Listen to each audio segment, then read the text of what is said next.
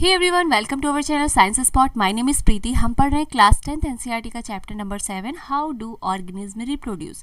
इस चैप्टर को मैंने टॉपिक वाइज टॉपिक अच्छे से एक्सप्लेन करते हुए छोटी छोटी वीडियोस बनाकर अपने चैनल पर अपलोड किए हैं। तो जिन बच्चों को ऐसा लगता है कि मुझे ये टॉपिक आता है इस चैप्टर में, मुझे किसी और टॉपिक में डाउट है, तो आपको जिस भी टॉपिक में डाउट है आप मेरी वीडियो की इस सेक्शन में जाइए, आपको सारे टॉपिक अच्छे से मिलेंगे। पूरा अच्छे से एक्सप्लेन किया है मैंने एनसीईआरटी की लाइन वाइज लाइन चीज़ों को समझाते हुए बहुत अच्छे से सारे टॉपिक को एक्सप्लेन किया है। आज हम पढ़ने वाले हैं रिप्रोडक्टिव हेल्थ, जो आपकी इस चैप्टर का सबसे लास्ट टॉपिक होने वाला है। तो प्लीज़ वीडियो को स्टार्टिंग से लास्ट तक ज़रूर देखिएगा। ये जो टॉपिक है ये बहुत ही इंपॉर्टेंट है आपके एग्जाम के पॉइंट ऑफ व्यू से। यहाँ से मेजर ऑफ क्वेश्चंस पूछे जाते हैं, तो इस टॉपिक को आप स्टार मार्क कर लीजिए। और यहाँ पर अगर किसी बच्चे को कोई डाउट होता है तो आप कमेंट कर सकते हो।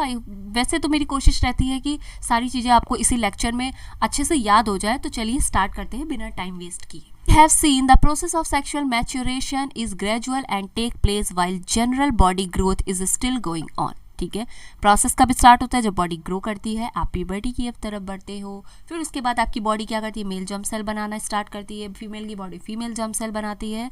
स्पर्म ओवम का फ्यूजन होता है।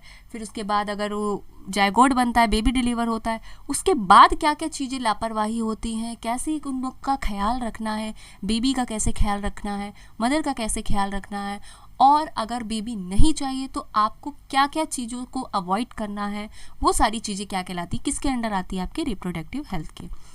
Therefore, some degree of sexual maturation does not necessarily mean that the body or the mind is ready। ठीक है, कभी कभी ऐसा होता है बॉडी और माइंड दोनों रेडी नहीं होते for sexual act, for having and bringing up children. How do we decided if the body और mind is ready for this major responsibility? क्योंकि बच्चा पालना बहुत बड़ी रिस्पॉन्सिबिलिटी है। कभी कभी हमें क्या होते हैं, मेंटली प्रिपेयर नहीं होते और भाई फिजिकली भी प्रिपेयर नहीं होते। तो उन समय अगर उन चीज़ों से आपको बचना है तो आप क्या क्या चीज़ें कर सकते हैं? All of us are under many different kinds of procedure. यहाँ पे बहुत सारे प्रेशर है अबाउट, यहाँ पर लिखा है many different kind of pressure, जैसे फैमिली प्रेशर होते हैं about these issues. They can be pressure from our friends, from participating in many activities whether we really want to और not. Where can be pressure for families to get married and start having children. जैसे mummy papa आप बड़े हो गए एक as पे तो कहेंगे बेटा आप शादी कर ले, फिर शादी हो जाएगी तो कुछ सालों बाद कहेंगे बेटा बच्चा कर ले। ठीक है, समथिंग इस टाइप के क्या प्रेशर होते हैं। तो ये आपकी एनसीईआरटी भी आपको कह रही है, समझा रही है कि देखो बेटा ऐसा ऐसा आपके साथ होता है। There can be pressure from government agency. लो भाई गवर्नमेंट भी आ गई अब इसमें, टू अवॉइड हैविंग चिल्ड्रन। ठीक है, in this situation making choice can become very difficult. अब इसी सिचुएशन में बड़ा डिफिकल्ट होता है कि कैसे क्या चीज़ों को सेलेक्ट करना है। तो कोई बात नहीं, इस डिफिकल्टी को आसान किया है किसने? आपकी NCERT. We must also consider the possible health consciousness of having sex. We have discussed in class 9th that disease can be transmitted from person to person in a variety of ways. Since the sexual act is a very intimate connection of body, very intimate मतलब बहुत ही नज़दीकी connection है bodies का, two bodies का, it is not surprising that many disease can be sexually transmitted। ठीक है, बहुत सारी डिसीज़ जो होती है वो भी इस प्रोसेस के थ्रू क्या होती है, एक बॉडी से दूसरी बॉडी में ट्रांसफ़र हो जाती हैं। This included bacterial infection such as gonorrhoea, बड़ी भयंकर बीमारी होती है, स्नैफिल्स। ठीक है, the viral infection such as warts, HIV AIDS. ठीक, it is possible to prevent. अब भाई इतनी सारी बीमारियां हो जाती हैं, होने के चांसेस है। अब इसको रोकथाम के लिए सरकार क्या कहती है ये सुनिए आप। It is possible to prevent, ये बिल्कुल है, क्या कह सकते हैं, रोका जा सकता है direct transmission of such disease during the sexual act using a covering called condoms for the penis during sex help to prevent transmission of many of these infection to the some extent। ठीक है, क्योंकि sexual इंटरकोर्सेस के time जो to body intimate area जो बहुत पास करीब होते हैं तो वहाँ से कुछ चीज़ों का क्या होता है, ट्रांसफ़र होता है अदर बॉडी में। तो उसके थ्रू आप उस ट्रांसफ़र के थ्रू आप बहुत सारी डिसीज़ भी आप ट्रांसफ़र कर सकते हो। तो वो डिसीज़ एक बॉडी से दूसरी बॉडी में ट्रांसफ़र ना हो, इसके लिए कहते हैं कि कुछ चीज़ों का क्या होता है, ये प्रिवेंट करने का क्या तरीका है, ये रहा आपका प्रोटेक्शन। नेक्स्ट बात करते हैं, the sexual act always has the potential to lead pregnancy. ठीक है, sexual act always had the potential, इसके अंदर पोटेंशियल होता है टू लीड प्रेगनेंसी। भाई नेचर जो है, प्रकृति है, गॉड जी ने जो अपनी बॉडी बनाई है वो उसका प्रोसीजर का मतलब ही है क्या क्या, अपनी जनरेशन को आगे बढ़ाना। अपने वंश को आगे बढ़ाना, ठीक है। Pregnancy will make major demands on the body and the mind of the women, ठीक है, बहुत सारी डिमांड होती है। And if she is not ready for it her health will be adversely affected, ठीक है। Therefore many ways have been advised, मान लो कोई फीमेल है, वो इस चीज़ के लिए प्रिपेयर नहीं है उसकी body, but she is already married and she want to not conceive any child, then what we should, ठीक, वो क्या कर सकती है। तो there for many ways have been devised to avoid pregnancy, इसके लिए क्या तरीके हैं। These contraceptive method fall in a number of categories, contraceptive methods हैं। One category is the creation of mechanical barrier so that sperm does not reach the egg.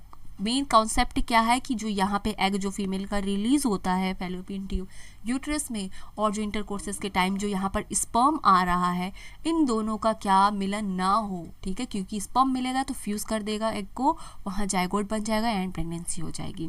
अगर female इस चीज़ के लिए प्रिपेयर नहीं है तो इसके लिए क्या होता है, यहाँ पर बैरियर मेथड, इसके रोक के लिए क्या करना होता है, यहाँ पे condoms on the penis or similar coverings worn in the vagina can serve this process purpose, ठीक है।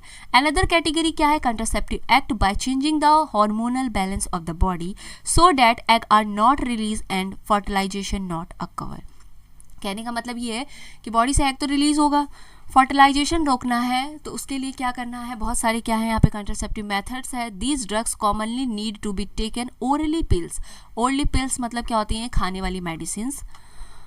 However since they change hormonal balance, ये क्या करती हैं, ये पिल्स क्या करती हैं, हार्मोनल बैलेंस को क्या कर देती हैं, चेंज कर देती हैं। They can cause side effect too, इसके साइड इफेक्ट भी, अब तुम्हारी बॉडी के इंटरनल कोई छेड़छाड़ होगी तो बिल्कुल उसके साइड इफेक्ट तो दिखेंगे ही। Other contraceptive device such as the loop or the copper T are placed in the uterus to prevent pregnancy.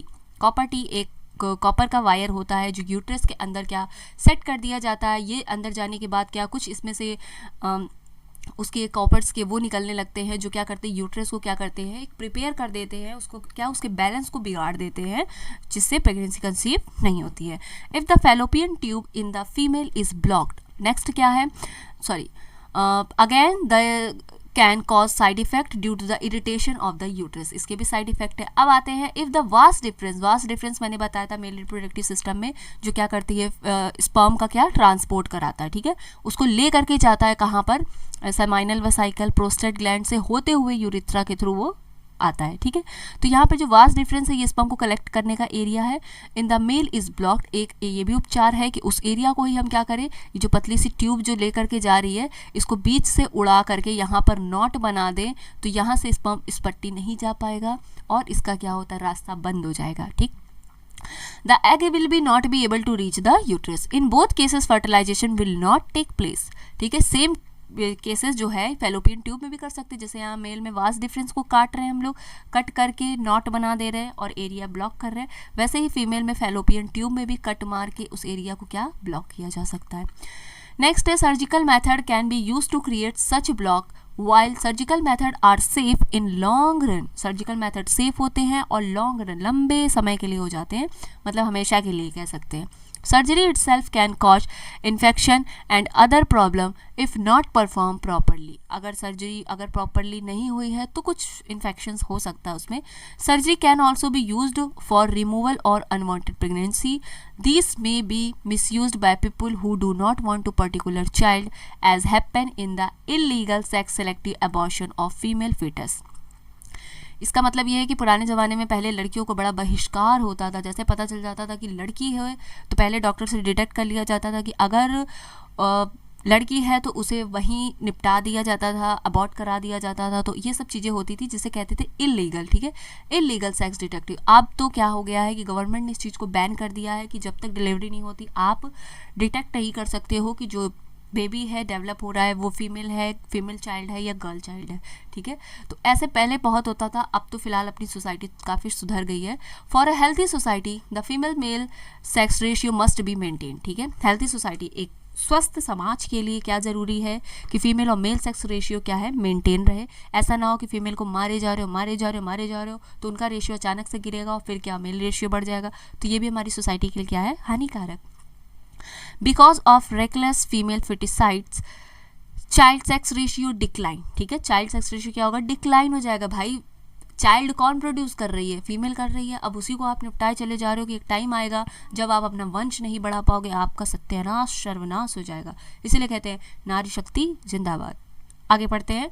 Decline at the alarming rate in the some section of the our society although parental sex determination have been prohibited by law in the sex क्या कहने का मतलब है, alarming rate in the some section of the our society, declining हो जाता है इसका रेट, although parental sex determination has been prohibited by law. ठीक है। We have noted here that reproduction is the process by which organism increases their population। मतलब क्या है रिप्रोडक्शन का? यहाँ कुछ बच्चे होंगे जो अभी तक हंस रहे होंगे, जिनकी 32 बार आ गई होगी कि क्या ये सारी चीज़ें हैं।